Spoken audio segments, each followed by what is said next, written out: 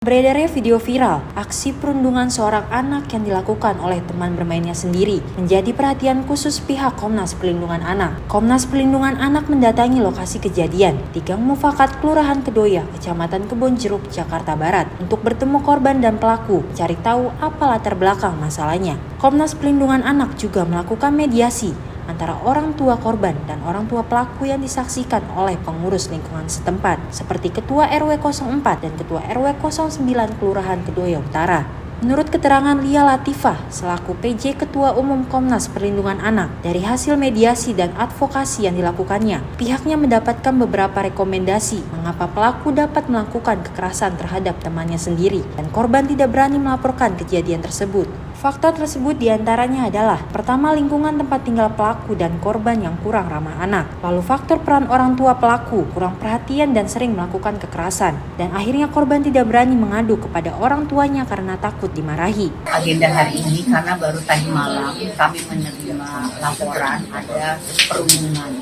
Nah, memang itu tadi perundungan yang kita lihat pada saat di video itu bukan lagi perundungan yang biasa, karena sudah melukai.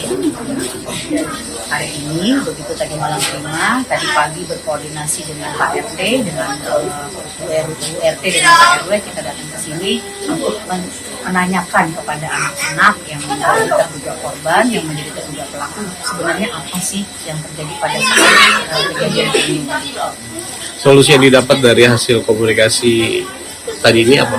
Nah, solusinya jadi tadi nanti kita akan ada kegiatan preventif ya untuk anak-anak, untuk warga, bapak ibunya, kemudian supaya warga bisa lebih peduli terhadap anak-anak yang ada di wilayah ini, sehingga tidak kekerasan hari ini, mulai hari ini sudah tidak terjadi lagi di wilayah ini. Untuk pelaku dan korban. Oke. Biasanya advokasinya itu adalah mengingatkan kembali kepada anak-anak agar tidak mengulangi perbuatannya di kemudian hari. Kenapa? Karena itu dampaknya mungkin bukan saat ini, tapi di masa yang akan datang itu bisa berdampak juga terhadap korban dan pelaku. Karena tadi hari ini rupanya setiap anak yang menjadi pelaku kekerasan itu ada latar belakangnya. Nah, tadi kita sudah advokasi ya, kita telusuri latar belakang anak ini, akhirnya kita dapat ternyata dia juga sama mendapatkan perlakuan kekerasan juga. Yang kedua, berikutnya kepada korban, kenapa dia nggak pernah ngomong sama ibunya? Ternyata sama, kalau dia ngomong sama ibunya juga marah, akhirnya anak itu nggak mau juga melapor kepada orang tuanya. Jadi sebenarnya ini udah bukan yang pertama.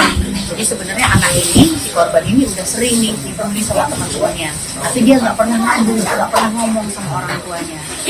Tadi terbukti ketika ditanya kenapa nggak mau ngomong sama ibu, takut kenapa? Takut dimarahi. Rencananya pihak Komnas Perlindungan Anak akan berkoordinasi dengan pihak kepolisian dari Unit Perlindungan Perempuan dan Anak Polres Metro Jakarta Barat untuk menyelesaikan proses hukum terhadap pelaku anak yang sudah dilaporkan oleh orang tua korban perundungan. Dari Jakarta, tim liputan melaporkan untuk Simpo TV.